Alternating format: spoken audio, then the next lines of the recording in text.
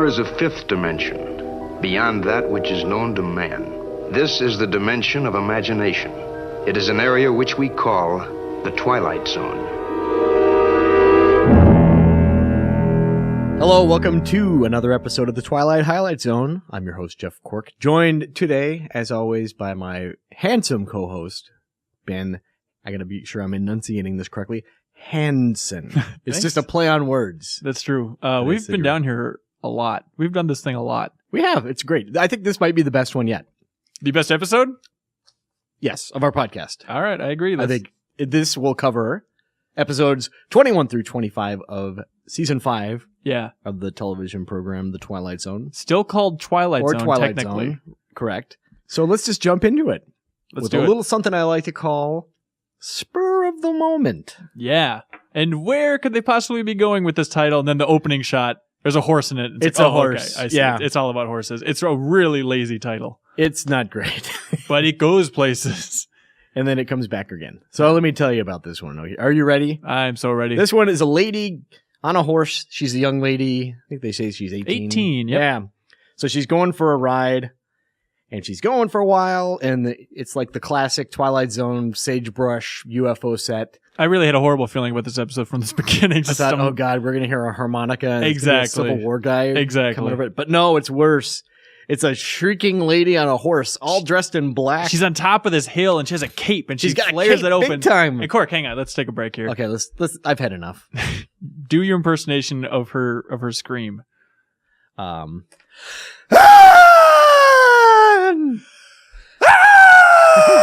Yeah, it's real good. So it's funny because there's a shot of the lady, Anne, the young lady, kind of looking at the figure on for the horse. For a very long time. Kind of like a, what the expression on her face. Yeah. Like, also, let's back it up a little second. So let's back it up from the very beginning. This is the Twilight Zone. This is the Twilight Zone. So, did you think they had to run down and choose the lady's name that was the closest to the sound of a scream?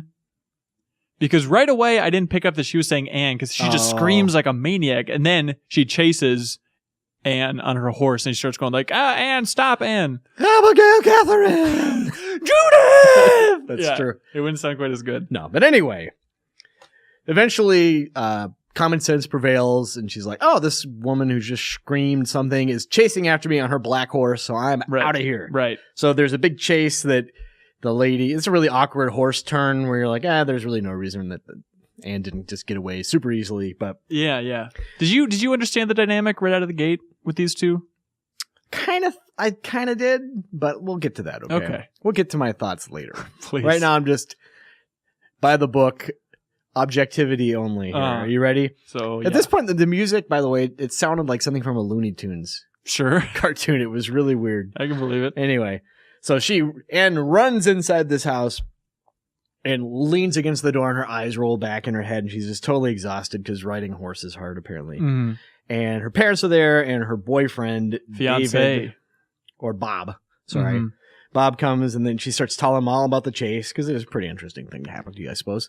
And she's like, she was trying to kill me. She would have killed me. He's like, we don't know that. And her boyfriend, Bob, makes a lame joke like, was she holding a sign saying to call off the engagement, and it was signed Fate? Mm-hmm. Ha ha ha ha. And then the lady, she's just not into that joke at all. So right out of the gate, I'm assuming this guy is bad news, and that he's going to be the real culprit, or the reason that this lady is trying to theoretically kill, or at least get the attention of Anne. Then the doorbell rings, and this guy comes in, and it's David. And he's just a total nutcase. The former lover. He's got a big head of hair. And the dad tries to block him, but he's like, just let me talk to her. And David, he runs over and he puts his arms on her shoulders and starts kneading them like, you ever had a cat do that to you? If it's praying really for my likes love. You. Yeah. And he's just must be bruising her and going, come on, it's not too late. And this goes on for a long time, and the entire family is just gathered around, including this girl's fiance. Yeah, he's 2 feet away just watching as this guy just gropes his fiance. That's a hell of a thing. Yeah. Oh, well. And then when David kind of sort of starts to give up, then that's when the fiance goes in for the attack. David punches him, and then the father reveals that he has a gun. Yeah. He's like, hey, get the hell out of here. Totally normal. Yeah. It kind of comes in and he's like, get out of here, whatever, because I got a gun. And you find out that David and Anne were childhood sweethearts, and then she runs upstairs because this has just been a lot of drama. And the father has a gun, and this guy still won't give up. He still runs up to Anne, trying to get her attention again before finally she just doesn't say anything, which isn't really a great move for your theoretical protagonist for the episode. No. Like, no real revelations. She just quietly walks away and lets her family handle it, and then he leaves. But then the camera gets all sparkly. It does like this weird kind of watery transition. Yeah, it's like a glimmering pond type of transition. And then we see Anne in the future coming inside. Yeah, so the lady in black is an older version of Anne. The house is all empty. And it's got like tattered curtains and the furniture's covered in blankets. Right. And Anne just starts drinking, and her mom comes in saying that the lawyer called and the house might be taken. And Anne's just like, I don't care.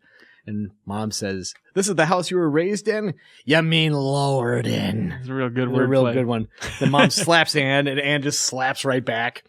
Because the mom slaps Anne because Anne said something about dad. Yeah, something about dad dying. And then Anne goes on to call herself, a sterile alcoholic phantom married to a man that's run this estate into ruin. Yep. And then she says, I saw a ghost today. Yeah, it's like she's like, you know that expression, go chase yourself? Well, that's what I'm doing. Okay, I thought the expression was go f*** yourself. That's what I've always said to people. No, in the 60s. There's like a G-rated version. Yeah, it's completely different. Lord knows that's what you've been doing. Go chase yourself. Yeah, so I don't know if you want to get into the full timeline here, but it's a little bit... We'll get there in a second, because I think it's a nice... Anyway. Storytelling? Come on. Okay, fine, just do it. I don't understand... So she was chasing Anne on the horse. Yes. She then gives up, goes back home, but it's the same home that Anne was chasing back to, chased back to, which is confusing. So it's not confusing because we'll see in a second why it's not confusing. Just go ahead and say it now. That's fine. Because what happens is she's talking about how she made a mistake that one day when she was 18. And then guess who comes in? It's David, that sleazeball. Which, I gotta say, I'm not crazy about this episode overall, but this is a pretty good twist. Because you think that the guy that came in asking desperately for her love in the beginning of the episode, that he is the one that she should have gone with and never did. Yeah. But no, it turns out that she did change her mind and she did end up going with this guy, and he was just a total monster. Right. And she should have stayed with the lame guy that she was already engaged to. Right. So we see like David is all gross and he's like, I'm the man of the house now. And she laughs at that. And he starts babbling on about respect. And then... The camera does the little water transition again, yeah. And it's back to the initial timeline at the engagement party. Mm-hmm. And Bob and Anne are outside, and Anne's like, I'm cold. And he's like, I'll go get you something for that, presumably a shawl. And then David comes, he's lurking in a bush.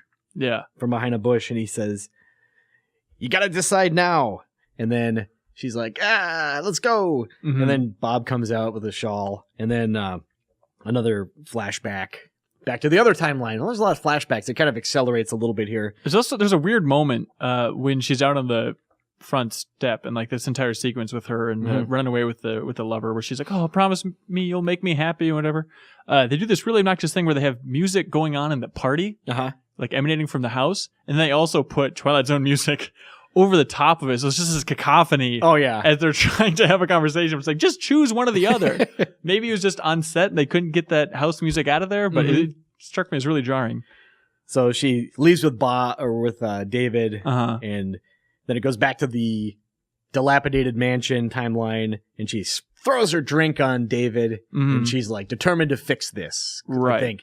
So she hops on her horse and hits the trail. Also, it's cool when she hops on her horse there. Yeah. It's the exact same shot from the very beginning of the episode, except, obviously she's wearing all black and she's going to have the black horse instead of the white horse and all white. So it's a cool effect. It's very nice.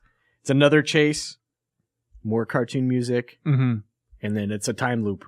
Yeah. And so the episode opens with the innocent, white clothed girl running. And then, Serling says some line about like, this is the face of terror. And then at the end, it gets the full loop by showing the old woman, showing her life of pure regret, and then he changes it and he's like, this is the face of terror. Okay, so let's get into this whole talk time about this because I'm very confused. Okay. Like overall, this episode, it finished and I just gave me a quiet, okay, sure, that is an episode of the Twilight Zone. Yep. But thinking about it more, It just hit me what you're about to say, and I didn't really think about it. How that time, because she theoretically did that twice. She's already made that decision. It's not like, because by the time she has the chase, right? I guess she's trying to intercede before the engagement party. But it's the exact same chase. So that was her in the beginning, and then she's doing it again. So like, I imagine that never mind. I was thinking about, I'm back to the way I was. You screwed me up big time, Hanson. Well, it's just a loop. It's a perfect loop. It's not like a different Anne, but no, it's just that Anne that we saw at the very beginning is destined to turn into Dark Anne, which will in turn fail on her mission to try to warn herself, and it'll just keep repeating. This is like a Matrix thing, but she seemed cognizant of... I mean, it's confusing to leave that loop at a point where it sets up the loop again. I know it seems like that should make sense, but it doesn't necessarily work because it's the same Dark Anne in the very beginning. She's doing that. So you know what I mean? It's just bizarre that she has the knowledge of the previous time she screamed to go get young Anne to change her life path. And now the episode ends with her doing that exact same thing. It's just too late. She's too selfish when she's young.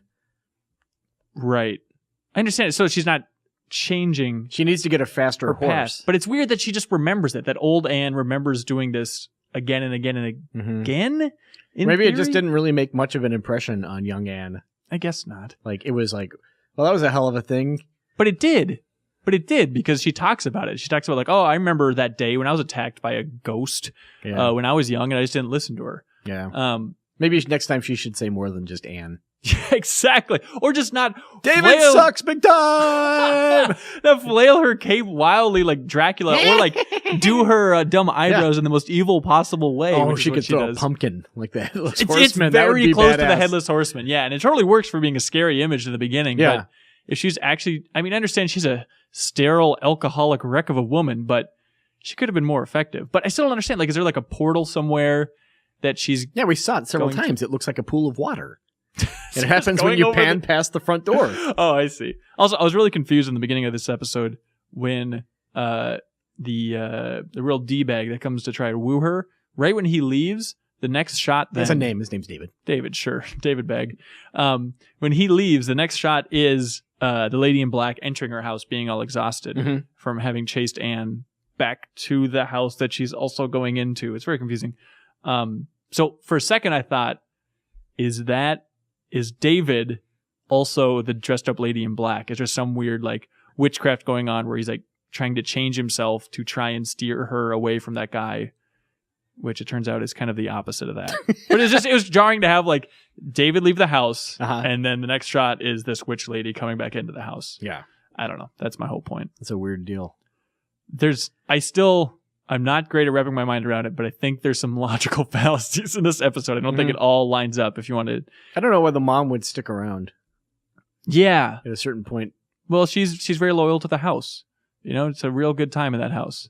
Yeah, I guess. It's maybe nice stairs for running up if you're upset about something. Maybe she married the fiance that Anne ran out on, and they're kind of living together upstairs in the attic. Robert. Old hunky Rob. So I ended up giving this one a 5. Yeah, I gave it a 6. I like the idea of like a really awful time loop.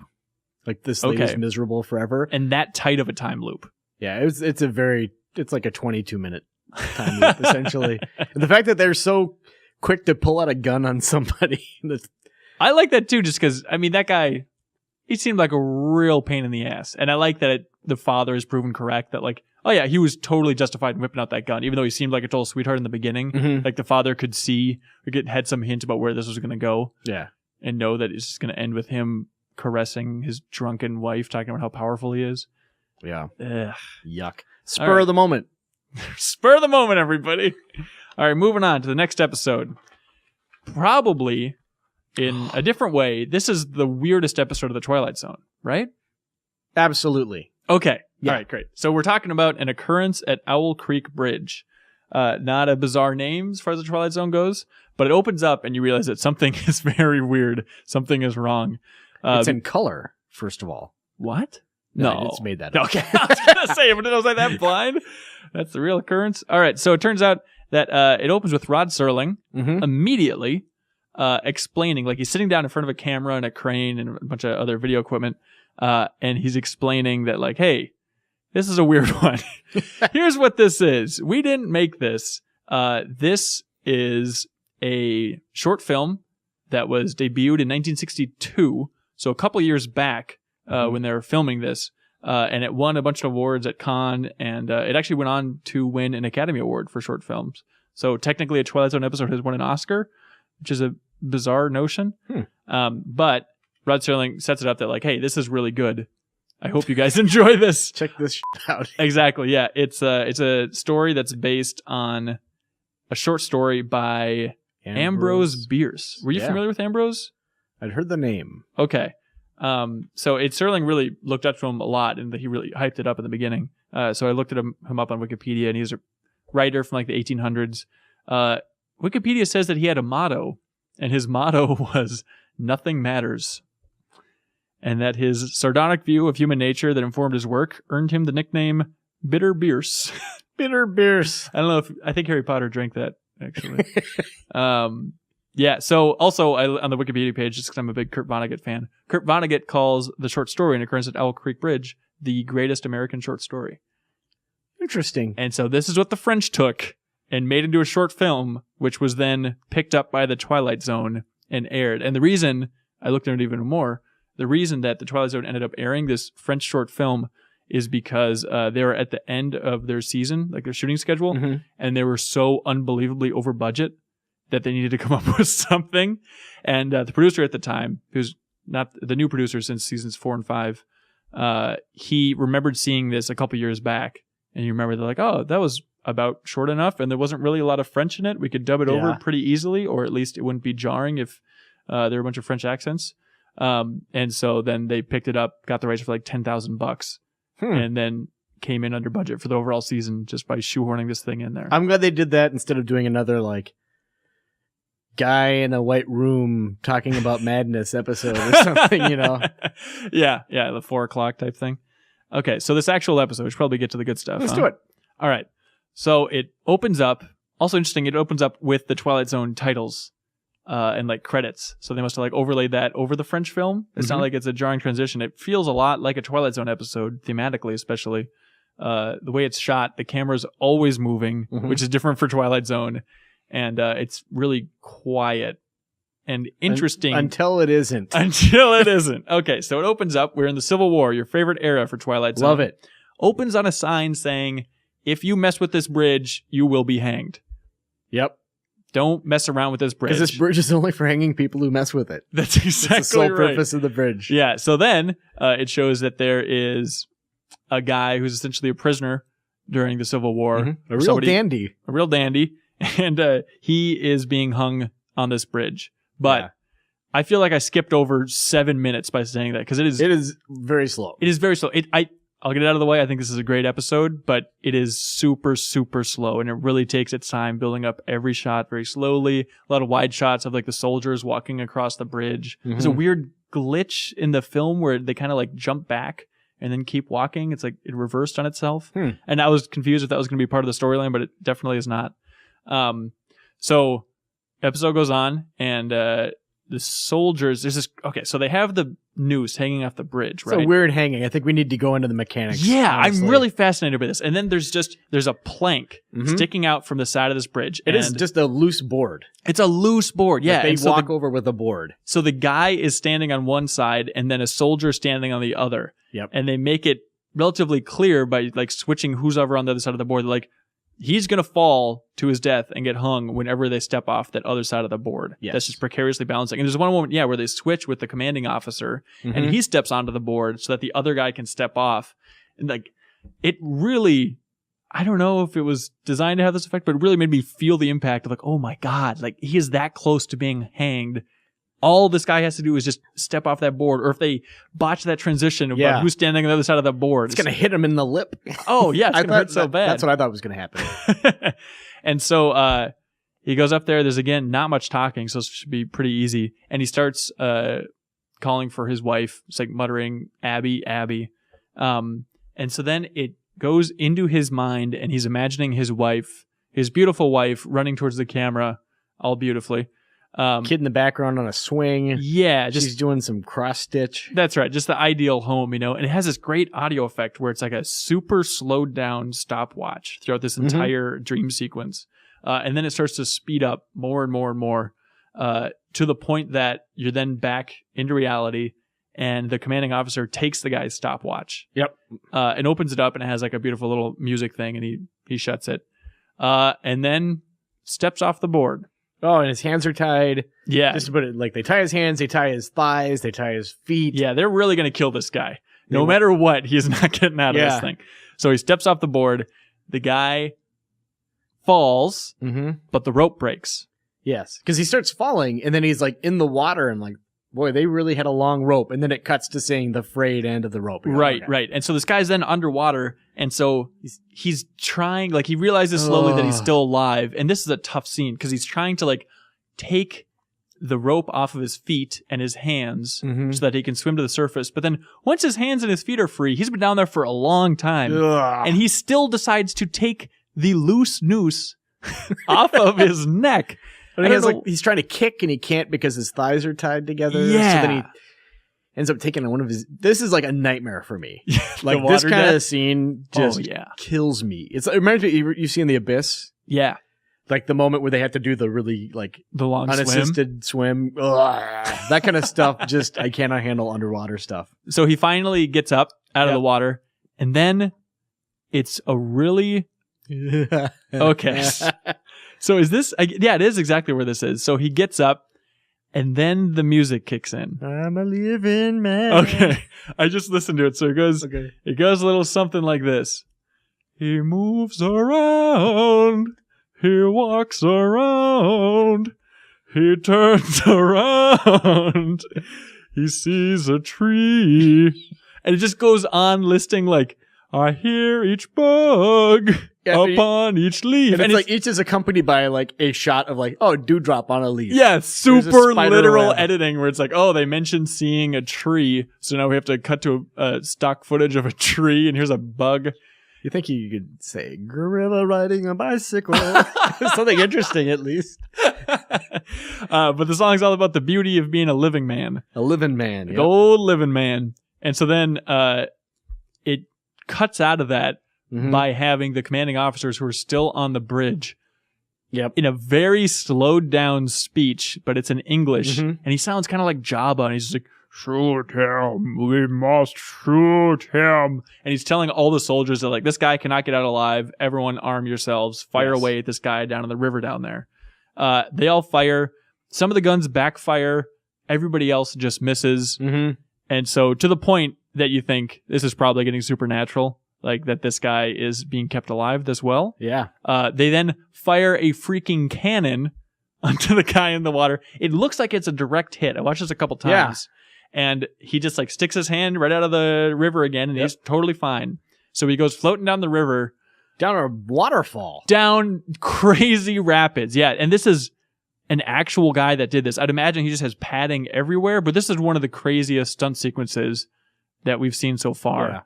Because he goes down crazy rapids, and it's just one shot, and then you see him get out at the bottom, and he's still a real person just going down the river. So then, okay, I have a question for you. Yeah. Then you see him running through like this is an area I feel like I've seen, if not this area in movies, this location. I see something that looks identical to it time and time again. It's this. You know where you see it a lot? I think it's in World War II footage or films, because it looks, I would imagine it's just in France, but it's like the row of trees. Right. And there are just trees as far down as you can see, and they're all kind of very thin and straight, but kind of curved near the top. It seems like, have you seen The Visitors? No. Have you seen Love and Death? The Woody Allen movie? No. Okay. We need to see each other's movies. They both probably contain the same rows of trees. Yeah, but anyway, he's running on there's like a level on Project Gotham Racing, I think, that was similar to that as well, too. But anyway, he runs down that little Not boulevard. just runs down it. I really like this a lot because... He trips. Yeah, well, beyond that, because he's running towards the camera down this row of trees, just trying to get away from these maniacs. He wants to be a living man, you know? Yeah, he's a living man. Living man. Wants to see a bug on a leaf. And so he's running as fast as he can, and then the camera is on the back of a truck, and it does this great thing where it starts to take off once he gets relatively close, so that it eventually evens out so that the camera stays at almost the same distance as him as he's running, but it's a really cool effect. He then trips, right? Yeah. And it feels like we're flying through the plot of this episode, but we should point out it's still relatively slow. He's wandering around in the forest and stuff. And is it at this point? Then he sees his house and wife. Yeah. Well, we missed it. The song plays again, we should point out, in the 22 minutes thing. Because like once he gets out of the river after the rapids, he's like throwing sand around and smelling flowers because he's so happy to be alive still. So yeah, then he's running down. He eventually goes through giant gates at the end of that long road in theory. And at that point, I'm thinking, okay, we're in like the Hunt situation. And this guy died a long time ago, and this is some sort of heaven. And that's the end of it. But he goes through the gates and then runs into, his wife and family. And that reminded me of like the death ship sequence where it's just like, oh, in the middle of nowhere, here's your wife and kids. So you know something's up. Well, here's the thing. She seems happy, but crying, but in a way that's not like tears of joy. I'm so relieved. She looks kind of sad about seeing him too in the same way. There's this really, like, her performance is really effective, I think. Yeah, and in that scene where you get to really study her face, it gets bizarre because it does basically a non-comedic version of the joke from the Holy Grail where they're storming the castle. It's like, dun, dun, dun, dun, dun, dun, dun, and like they're running up over the hill. And then the guards are like, whoa, like looking out. And then it cuts back to the same footage of them running up over the hill. Yeah. It does this where it shows the same shot of him coming out of the woods towards his wife like 3 or 4 times. And it is the exact same shot. Those French tours over there, you know. Yeah. They have to get into. You think Rod Serling would sort of snip that right out, trying to get the running time down. So anyways, he goes up and he's about to embrace his wife. He does embrace his wife. Yes. And just as he's about to really get into the hug, it's this awesome sequence of him snapping his own neck back and screaming. No, because she reaches out and touches his neck. Oh, really? I guess I don't remember that part. She goes, like, he's going for a hug, and she, like, her hands go up and, like, gently touch his neck, and that's the moment where his head snaps back and he's being hanged. He screams, and it cuts back, and he's still on the rope. Yeah. One of the best moments in the Twilight Zone so far. I really, really loved it. And then, like, it adds a whole new layer to the idea of it being called an occurrence at Owl Creek Bridge, because it's like, oh, it literally is just the entire episode has been this occurrence as he's imagining having more life or wishing that he still was alive. Yeah, because even that glimpse of his wife at the very beginning was just a memory. Right. And everything's just this millisecond Inception style, super slowed down version of him living more life in the milliseconds before his face. I'm really curious to see how this works as a short story. Yeah. Do you think I would imagine they would keep kind of the twist format in there. Yeah. And then suddenly she touched his neck and he died because it was all a fake out. Yeah, I'm sure it's written He's probably better. It doesn't matter though. Yeah. If it was or not. But this might be a good episode for like a deeper dive later on, like we talked about doing for It's a Good Life and stuff. Yeah. Like going back and reading the source material. Yeah. Because I would be super curious. I'm sure it's just on Kindle pretty easily. Yeah. So that's the whole episode. Then he just hangs there. And then it's kind of a bummer because Serling now feels obligated to stick to the Twilight Zone format and give like a closing narration. War stinks. It's basically, yeah. He's like, oh, it turns out there are 2 occurrences. One is fantasy and one is it actually happened. Oh boy, isn't this a case of the Twilight Zone? And I assume he felt obligated to do that, but it's a weird spot to have to put closing narration over somebody else's film. Little bizarre. Yeah. So this was actually, this episode was not run in syndication later on. Huh. Yeah, so I think it just would have been a confusing format because it would have been really bizarre to just be sitting by your TV in the early 60s and just seeing this pretty abstract French film showing up. I can't imagine they would run too many foreign short films on TV. Well, there's not a whole lot of speech, so it really wouldn't matter. No, but just I think the pacing of it would really throw people off for the overall episode. Yeah, and I assume that they dubbed it over with English voices, like the few bits that they had in there. I'm not sure. Yeah. And they probably redid the sign in CG. Yeah. It was in English. Yeah. Could be. Or maybe it is kind of like weird that it's posted in the beginning. I think it's just like a still image. So maybe they did add that. I don't know. I'd love to know more about how they actually adapted it. Yeah. But it's cool that this short French film that even though it won the Oscar, it just would not be seen today if it weren't for Twilight Zone running out of money. Like, think of how many great French short films there probably are out there. Just we'll never see them, but because of this one, you shoehorned in Twilight Zone for a really bizarre reason. We get to enjoy it. I feel like I'm gushing about this too much. Did you like this episode? Yeah, that was pretty good. Okay. Yeah, I gave it an 8. Oh, you did? Yeah. What did you give it? I also gave it an 8. Yeah. Here's the problem. What's that? I think this episode's really good. That song is not great. There walks around. Should we knock it? I feel like even in my 8 score, I knocked it a little bit for not really being Twilight Zone. It's not produced by them. It's not managed by them.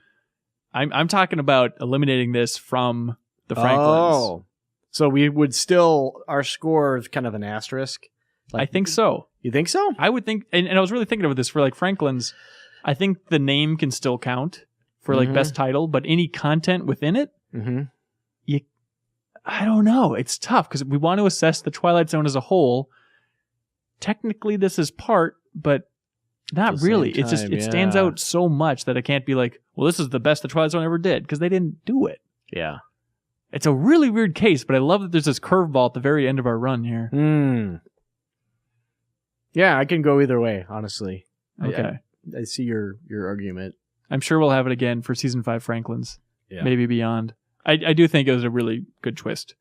Just assuming that he was dead, I had no idea that he would still be dangling from the rope super slowly. Yeah. And what? For a bridge? I hope you're happy. Yeah, the commander really liked this bridge. All right, that took a while. Sorry. It did. Let's move on. Well, fortunately, we've got this fast-paced episode, Queen of the Nile. Whiz bang, baby! Boom! All right. So we start off. Guy in a convertible. That should be a Franklin category. Best guy in a convertible. That's true. Anyway, guy in a convertible. And he's driving up to a place, like a mansion, and it's got all kinds of Egyptian statues out front. Right. And he walks out and he tells the maid he's got an appointment, and he's meeting with the famous actress Pamela Morris. And as we learn, this guy's name's Jordan. He writes a column. He's like a celebrity columnist. He writes about for more than 100 syndicated. It's a syndicated column. It's like 100. But he's coming here for the scoop. He's a man on a mission. It's for the scoop because he's heard some things. So he goes inside the house while he's waiting. Sees some bunch more Egyptian crap. Sees a painting of her from 1940. This is right out of the gate. And he's looking very suspicious at this painting from 1940. So because it looks identical to the beautiful lady he sees emerging from a swimming pool. Right. So it's kind of a bummer that the episode immediately kind of destroys the mystery. Well, that and the harp music immediately tells you that there's mysticism at play here. That's true. That's true. So there's an old lady. She's outside. With a weird accent. Yeah, and she says, I'm not going to stand by and let it happen again. And then Pamela Morris says, you will because I say you will. And then, of course, Jordan comes over and she's like, hey, please relax. I think you're nice. And she starts hanging out. And then he's like, well, how old are you? She turns it around. Well, how old do you think I am? And he's like, And then she says she's 38. Yep, 38. Eventually. And he's like, okay, that's great. I guess that's reasonable. You look like a pretty young 38, but that's a good age to guess. Why not? Yeah. Old lady comes back in and we learn it's Pamela's mom.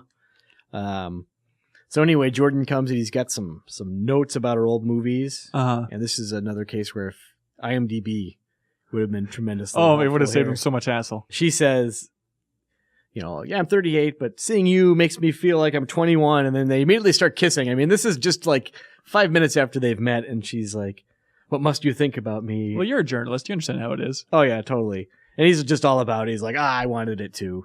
So how about we do dinner tonight? It's okay. It's on. So they're going to have dinner over. That's great. Just immediately. And so you think that this guy is going to be pushing the investigation forward, that he's going to be trying to get to the bottom of it, but he's trying to find something. Hey, brother. So mom calls him over on the way out. He's like, don't see her again. And he's like, why? That's my performance right there for you. Why? And she's older than you think. And he's like, well, how old do you think she is? You wouldn't believe me. And then she says, I'm not her mother. Right. I'm her daughter. Dun, dun, dun, dun, dun, dun, dun. So mom's crazy. We know that's going on. So anyway, Jordan calls his office and he says, hey, can you do me a favor and look through the old files, this Queen of the Nile movie? Find out who was in that and everything. And then because she claims she was 15 when she was in it. And he's like, you didn't look 15 in that classic movie. Exactly. Like, yeah, it's 15. I don't know what to tell you. The guy on the other end at his office is like, well, which one? There was a silent one and a talkie. The silent one was from 1920. Yeah, and he says it's a sad story because the one in 1920, the actress died in an accident while they were shooting. We're almost done with shooting.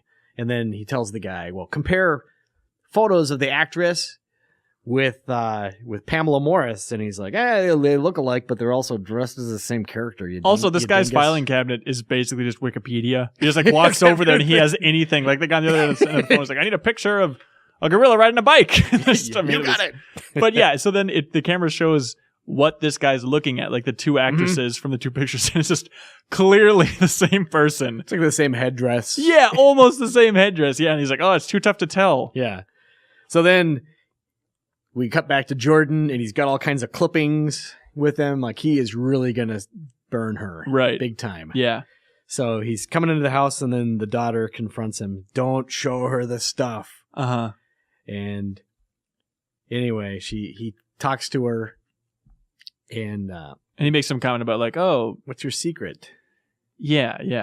And then it's got something to do with a scarab. We know that, right? Because they have the imagery all around the house. Right. So she put some stuff in the coffee, and then he's like, I want the truth. And then she's like, all right, here's the deal. Pulls out this little glass box, and it's got a scarab beetle in it, right? She pulls it out from like behind a plant. It's a really elaborate... Like, it's this old thing. yeah. It's like, oh, it's a magical scarab. Yeah, just keep it back here. No big deal. It's like you got access to a mummy case, presumably. Why wouldn't you put it in that? And then at that moment, the poison seizes Jordan, and he falls down. Yeah. And she, like, unbuttons his shirt a little bit and pulls the beetle on his chest. And it, like, kind of... digs around a little bit. The beetle is completely disinterested in this guy's chest. And I don't know what they did to, like, at least... make the beetle stay there because it's like wiggling around. And then he turns old. You see him get all withered. It's the exact effects as Long Live Walter Jameson when he gets shot, where it's like they do the cool lighting effect where they have like his makeup on, then shift the lighting so it's the same color. It is not as good though, because then he turns into just like if you did a Google search for skeleton in a suit, they would pop up. Yeah, so he eventually becomes a skeleton. And then the skeleton skull cracks in half, which is cool. Yeah. And then he becomes dust on the floor, exactly like Walter Jameson. Right, and then the daughter comes in and sees the suit full of dust, and she's like, clean it up. You know what to do. And she's like, ugh. And then you see the beautiful Pamela Morris later on sitting down with another reporter. Right. Why won't anyone get to the bottom of this story? And she's shoving a beetle into her chest. Like she did that right after it sucked the life out of her. Yeah. And that's how she absorbs everlasting life. Mm-hmm. And so they never say that she's Cleopatra. Cleopatra's Egyptian, right? Sure. Okay, but yeah, she's just some ancient queen from Egypt. That's the implication. Right. And she just really likes Egypt so much that she keeps this crap around. She just won't let it go. It's the perfect alibi, really, to exclusively star in really crappy movies about Cleopatra, if you are indeed Cleopatra. But so Egyptian time's supposed to have been that sweet. If she's lived that long and she's still like, that's the era, baby. Yeah. That's the sweet spot. I've seen it all, but that was what I want to constantly make movies about. She must be insufferable on set. Oh, like, this is not really what it was like or what I imagine it would be like. Okay. I'm really confused. Okay. What was with the line about how the younger actress died on set of the first Queen of the Nile? I think what she did was fake her own death so that she could then reboot it, back away, come up with like a new pseudonym, and I can see that. Restart. Because otherwise, if she just kept calling herself Pamela Morris, eventually that guy's file cabinets would expose the secrets by themselves, right? I guess so. Yeah, this actress is 140 years old, at least. She really had a horrible idea. If she really wants to live forever, stop being in movies. Exactly. Stop putting your name out there that are very solidly attached to a date. It is a terrible idea. But I like the idea that she has a daughter. Yep. Probably with the scarab, now that I think about it. They went on a nice date. Mm-hmm. And she would call the daughter her daughter up until a point that it'd probably become her sister. Yep. In the eyes of the public, and then it's gonna, oh no, then that's my mother. and then she dies, and then she probably has another kid, and just repeats that process thousands of times, hundreds of times. Yeah. So Serling says not to be too curious about this lady's past. No problem. Not going to be an issue, Mr. Serling. If I hadn't taken notes, I could not tell you anything about this episode, actually. So, it really bummed me out how that guy went in on that mission as like a hard-hitting journalist, and then just immediately was like, yeah. Hard-hitting gossip journalist. Yeah, I guess so. He was just immediately like, why not? I'll just make out with my subject. I mean, you worked for a newspaper for a while. I'm not going for another make-out joke. But did this actually happen where people just go out on the road and call in for their editor every once in a while and be like, I'm still working on it. I don't know. No. Okay. You didn't really experience that? No. I don't know if that still happens in this day and age. I'll tell you the story when I get it. Or if they did, they would talk to their own personal editors, not the copy desk. I see. So. Okay. That's not nearly Sorry as to exciting. disappoint you. That's really a bummer. Yeah. This episode, boy. Yeah. So I ended up giving it a 4. Yeah, you have a 5. You seem more down on it than I am. Can I revise it? Yeah, absolutely, man. Okay. How about... God, yeah, the more I think about it, I'm going to do you one better, not just to be a story topper. How about a 3? You're going to go for the 3. I'm going to go for a 3. All right. I halved my score, effectively. I talked myself out of it. This episode was a real stinker. Yeah, it wasn't great. I feel bad about that. That's all right. All right, next episode is called What's in the Box. Cork, you'd like to do the... Am I doing this one? No, but you have to say the title in a certain way. What's in the box? What's in the box? It's not great. Great. You know what? That's really terrible. I'm sorry I made you do it. You could fix it with audio filters. Oh, absolutely. All right, what's in the box? Here we go. So, you want me to tell you what's in the box? Yeah. I just get it over with. There's, yeah. A bunch of tubes. It's true. All right, so opens up on a repairman working on a couple's TV. And I think, they're in New York, right? Yeah. And so it's there may be like 45, 50, maybe a little bit above that. And it's this old couple. Can we, real quick? Yeah. The TV repairman, yes. You don't see him really at the very beginning. No, he's just got his head down working on the TV.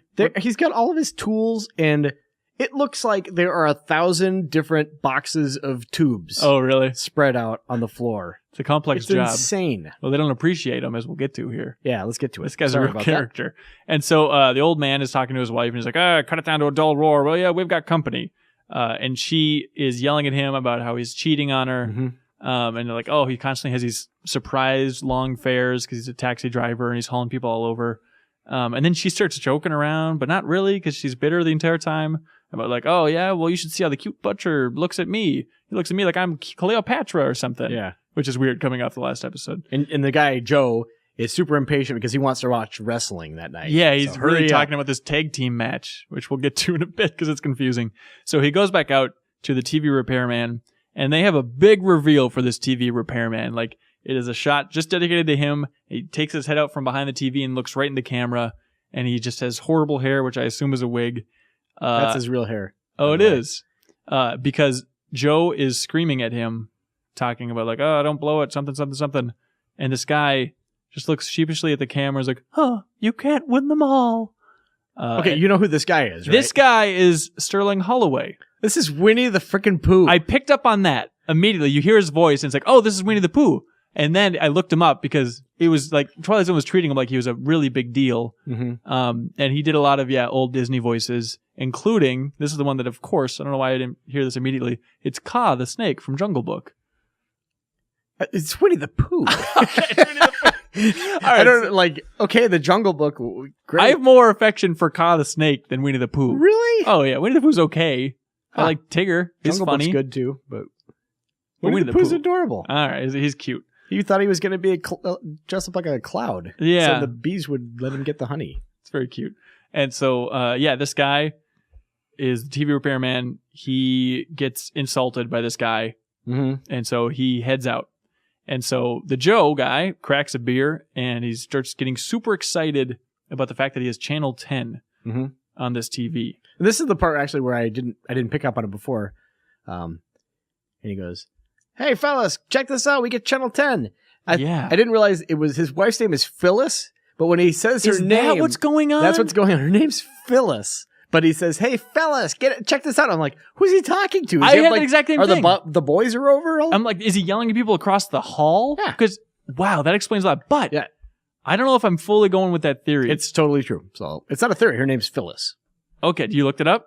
Yeah, he calls her Phyllis several times afterward. Okay, but it gets confusing because later on in the episode, he calls her he. He's not a great guy. He's not a great guy, but he always refers to her in like a gender swapped way. It's super confusing.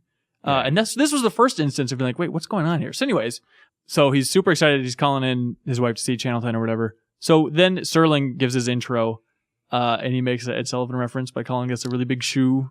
Hilarious. Good job, Serling. So he turns on the TV in this magical Channel 10, and with beautiful lighting, it is him and some bimbo lady who's talking about marriage with him. In the taxi cab. In the taxi, and it becomes clear that, like, oh, this is his mistress, his little side lady. And so he's very confused about this whole thing. Totally out of his league. I was very confused about this whole thing, too. It's a little weird. It's a little weird how he pulled it off, but whatever. It's a high prestige job. That's right. That's right. And so he switches it over to wrestling then. And this is the confusing part. Almost the most confusing part of this whole episode. He makes a big deal out of the fact that it's not the tag team match that he was hoping for, that he explained earlier. Instead, it's the Wild Panther versus the Russian Doof. Right. The reason they did that is so that he would have an excuse to go back to Channel 10. Because if it was all that stuff that he was super excited about, then he would have been like, that Channel 10 is just me in a taxi cab. Right. I can see that every day. Okay. All right. So he switches back to magical Channel 10, and now it gets bizarre because he is seeing the opening scene from the Twilight Zone. Yes. Not like with the credits and the titles and whatever. That'd be cooler if they did that. Mannequin with the hair. That's exactly right. No, but instead he's just watching himself argue with his wife in the kitchen and talking about like, oh, cut it down to a dull roar, will you? We've got company. Like that entire sequence, it's like same shot for shot as what he's seeing. So he starts assuming that his wife is messing around with him. It's like, you're trying to crack me up, because they have a very, very hostile relationship. And then he looks back at the TV, and now it is just footage of him beating the bejesus out of his wife, and his wife throwing crap around, and them just in this all-out brawl. Yeah, because he told his wife, call the repairman, something's wrong with the TV. Right. And she calls a doctor instead. And at that moment, then you see like this crazy brawl. People are throwing things. Yeah, it's pretty. Chasing each other around books, and punching walls. It ends with him punching his wife right in the goddamn face, and she goes flying out through the window. It's been a long time since someone's flown through a window. But I'm Twilight so Zone. happy to see it. Yeah, and it's basically, this is basically most unusual camera at this point. The only way this could have been any better, because I was like, that awful lady has gone through a window. If he punched himself and threw himself out the window next to it. And then it was just These credits. characters suck. I hated both of them immediately. Anyway, that's fair. But, not poorly acted, just they're S-bags. Just irredeemably awful. Okay, that's true. So he's crying and all sad. Yeah, that's the commercial break, is he's screaming on the floor and whatnot. So then it cuts back, and his wife is talking to the doctor in a weird way. Did you pick up on this? Because it's just like a lot of her staring at the doctor, and either she's super bored or she's like flirting with the doctor. I don't know if I trust this doctor either, by the way. Yeah. Because he's like, well, I gave him a sedative and a prescription for tranquilizers, but I'm only a family doctor. You're like, what are you doing? You're going to want to see a psychiatrist because I'm only a family doctor. It's like, meanwhile, here's something to knock him out and to tranquilize him. By the way, he seems to have become quite bewildered regarding the past, present, and future. Yes. Something like that. I don't know. Let's not pay attention to it. Yeah, he's like a TV addict. He can't distinguish between reality and stuff. And he says, this is not a condition only afflicting the juvenile or moronic. Great doctor. And so the wife turns on the TV, and it's like, it starts out in some channel. It's some car salesman who's holding a mic, and he's being obnoxious for a while. Then she flips over to really channel. Long commercial. Yeah. I don't know why they felt necessary to show that. And then she switches over to channel 10, and it's just static for her. So she goes into the bedroom to try and talk with her husband, and he tries to be a good guy, but not really a good guy, by just confessing that he cheated. And she gets super mad. And this is again where he calls her a he. I swear it happens. And then she starts screaming at him, and he's like, I was trying to patch things up. And they start fighting again, and then this guy just goes, get out of here! And then the wife screams in a super deep voice, goes, you bet I will! Sounds like Jesse Ventura all of a sudden. And she's going to take everything when she takes him to court. Yeah, for sure. By the way, I should apologize for the amount of screaming or loud singing we've done on this episode. I'm sure it's torturing people. Yes, you're welcome. And so he can hear the TV from the other room, and he can hear a courtroom. Mm-hmm. And the courtroom is sentencing him to execution for murdering his wife. So he runs out there to check out the TV just in time to see himself being sentenced and then put in an electric chair and fried to death for punching his wife and knocking her out of the window. All the while, his wife is still losing it and screaming about how he's fooling around on her and how he constantly goes to the dancing bars and topless bars and some place called Yonkers? Is that what this is? It's a borough in New York. Oh, it is? Okay. Because then... Well, it's a little different because they get in the big fight right. and everything. Then he sees himself in the electric chair. Right. And then she starts laughing at him. Yeah. She's like, what do you see, Joe? What do you see, Joe? You see your girls, Joe? That whole thing. And then she starts going, Yonkers, Yonkers, Yonkers. And it's a close-up of her face saying it over and over again. And then it's just the old gut punch through the window in real life. That's how they break out of that fight. And even after seeing himself getting fried, he cannot stand his wife so much that he ends up doing exactly the thing that he saw on the TV. Mm-hmm. And like, you knew that. Like the second you saw that on the TV the first time, it's like, well, there's no way around this. This episode has to end in this spot. And then immediately the cops come a bunch along with a whole bunch of like bystanders. Immediately. Everyone. Immediately. It's like they were also watching the program and they knew this was going to happen. Yeah. And the repairman too. Then the repairman's there and he like gives like a very hammy look to the camera and he's like, you will recommend my service, won't you? Mm-hmm. And like slides his mouth to the side and then he walks out. And that's the whole episode. I don't know who that's for. Yeah, I don't know who it's for either. Can you do a Winnie the Pooh impersonation? No. Your first one was not as bad as the second one. Yeah, that's true. I really lost it. I'm sorry. Turn into Ed Wynn. It's not as good as my What's in the Box. It's certainly better. We all have our own gifts. So this episode wasn't great. I love the idea of it becoming so self-referential that they're watching an episode of the Twilight Zone within an episode of the Twilight Zone. I feel like the Bard did self-referential a lot better. Yeah, that aspect of it, maybe talking about the writing process, yeah. Or even when Rod Serling appeared in the end of the first season. If you really want self-referential, I guess you can't really beat that. But it's still a cool idea. And I know you hate the characters, but I really liked how rough they were. I like that these are like the most bitter characters that have ever appeared in the Twilight Zone. And I didn't find them that annoying, but just the idea that they were that hostile towards each other and just showing a marriage deteriorated this far. Mm-hmm. I mean, it's pretty bold TV for the 60s. Having this super angry couple that hates each other just beating the crap out of each other. This is the era where like Andy Capp was still going really strong. Who's Andy Capp? Andy Capp, old comic strip of... I don't know that. Yeah, it's like an old English comic strip. And it's the guy... He's got like a green, like fat guy hat, and it's plaid, and you can't see his eyes. He's always got like a cigarette, and him and his wife are always like fighting each other. Oh, really? Oh, no, yeah. I don't know it. Sorry. But still, I think it stands out a little bit for that, and I ended up giving it a 6. Yeah, I gave it a 5. All right. I can live with that. That's totally You're going to have to. So there you go. All right, moving on, dude. Moving on to our final episode, The Masks. So we open with, this has a large cast of characters. So yeah. Here we go. They're all great. Open with a cantankerous old man named Jason, and he's getting checked out by a doctor in bed. And doctor says basically, things aren't looking good, Jason.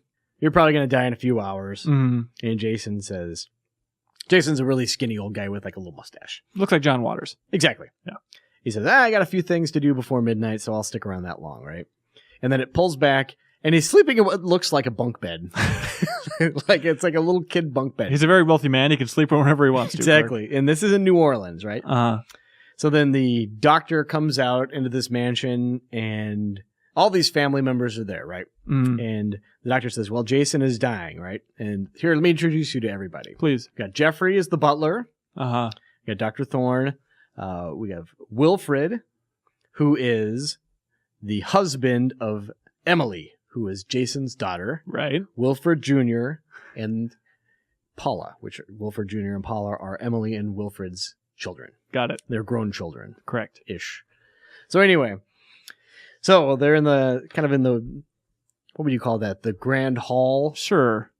Kind of looks like Resident Evil. Yeah, it's the Resident Evil mansion. Okay. So they're hanging out there. Doctor says Jason's dying. Emily just doesn't seem to care at all. She's talking about her health and how she's got all these muscle spasms and everything. Mm-hmm. And Wilfred is asking about the old boy's health, and he seems really happy, kind of. And you see that basically Jason comes out and he kind of takes inventory of the whole family briefly so the audience knows what's going on. Emily's a hypochondriac. Wilfred, he says, hey, Wilfred, the only book you've ever read is a ledger. He's kind of they cut you open, they find a cash register. Yeah, exactly. Paula, she's always kind of looking in the mirror, and she's very vain. Mm-hmm. She's like, oh, it's good to see you. And he's like, you haven't seen me. You've only, whatever, look in the mirror. Then Wilfred Jr. is just this snide-looking bully guy, and he says, you're looking as aware as ever. And you learn that he's really cruel. He's been, he tortures animals. He's like, I haven't done that in a long, that was last year or something like that. Yeah. And he's later. He's just dicking around in the grandfather's wheelchair, being super bored. And then like when, the grandfather mentions like, hey, I'm going to show you some masks. Wilfred Jr.'s like, that might be fun. And then like, as grandfather's making fun of him about torturing small animals, he's like, hey, lay off, grandfather. Yeah. It's very Buster from Arrested Development. Like he always calls him grandfather. He says, what we're going to do is we're going to have a Mardi Gras party here. Right. With masks. And Wilfred's like, how droll. So the thing is, we're going to have dinner. And then afterwards, Jeffrey comes, he says, get the masks. And he talks about these masks were made by an old Cajun. And they're all these gross looking things, but, and you see them look outside and you see like all this stock footage of Mardi Gras and people doing all kinds of crazy stuff. Real party. And, Paula is so bored. She wants to go out and meet some cute young men. Exactly. So these masks were made by an old Cajun. They have, certain properties. And you're supposed to pick masks. There's, 5 of them. Mm-hmm.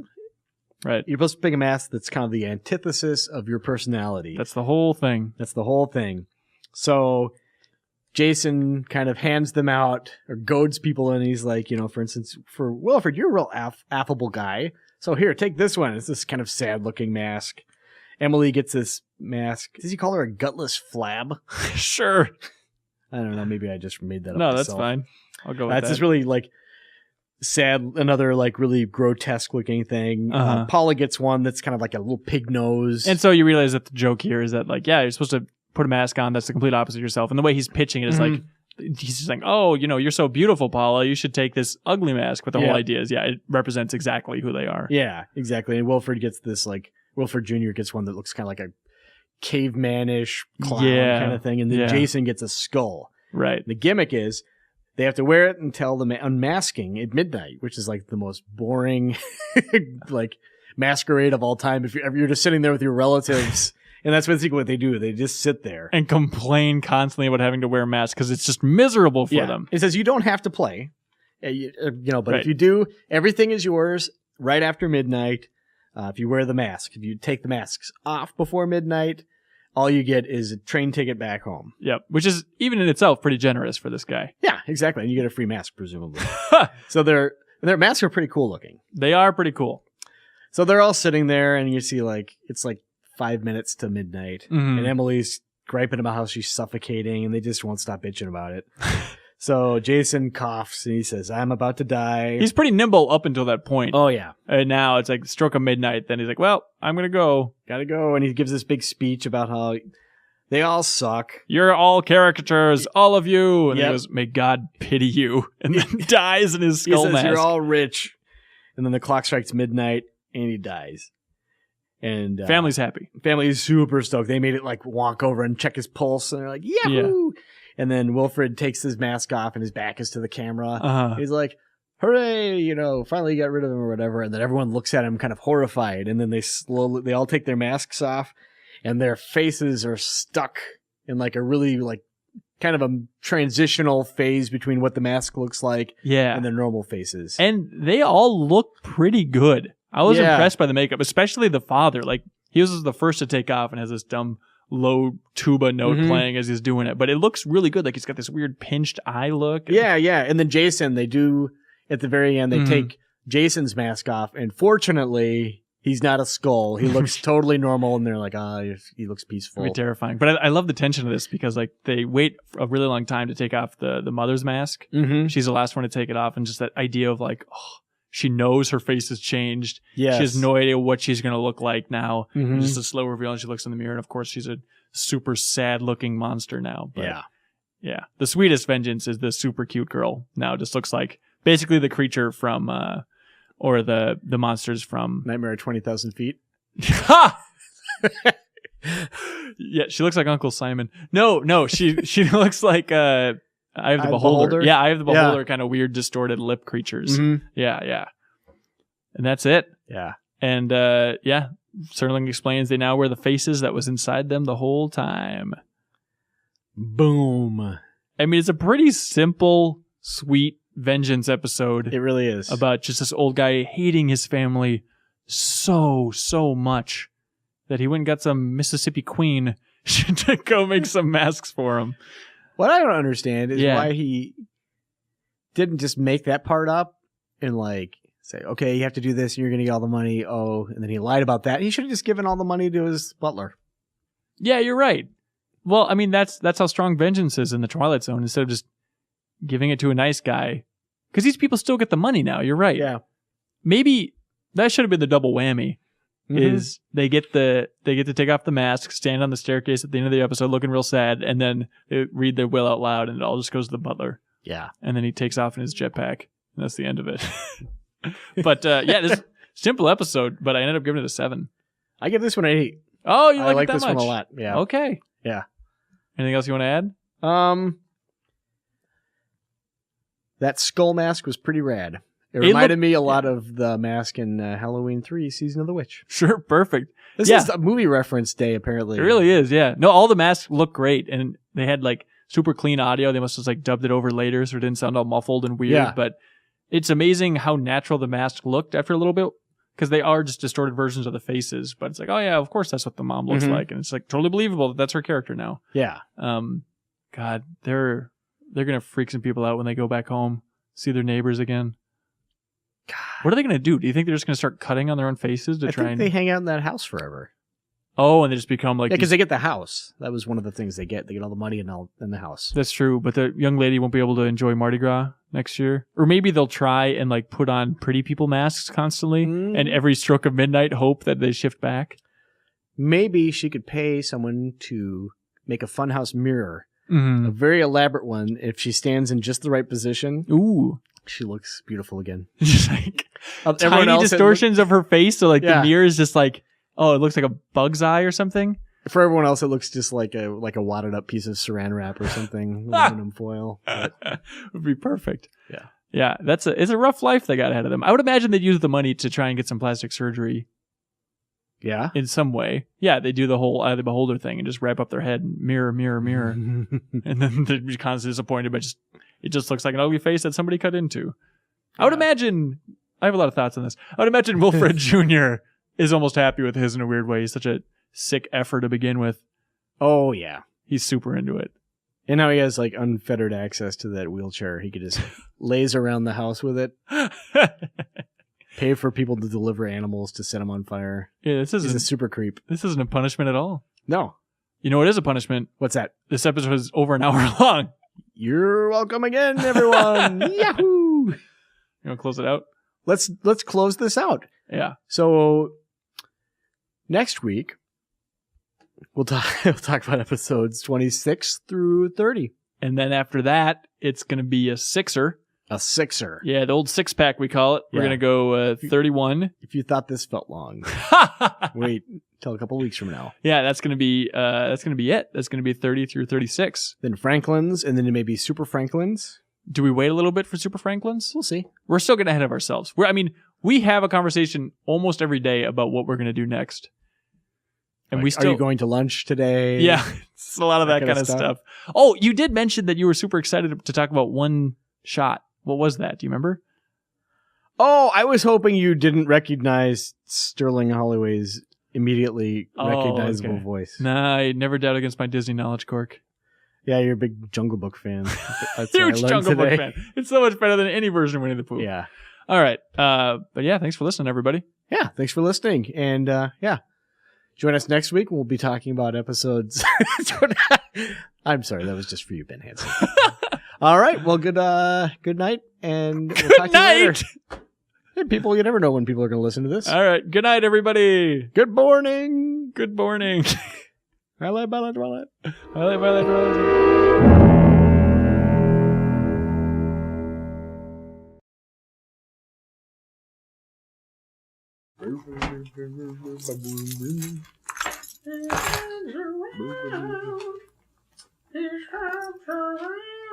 Oh my God.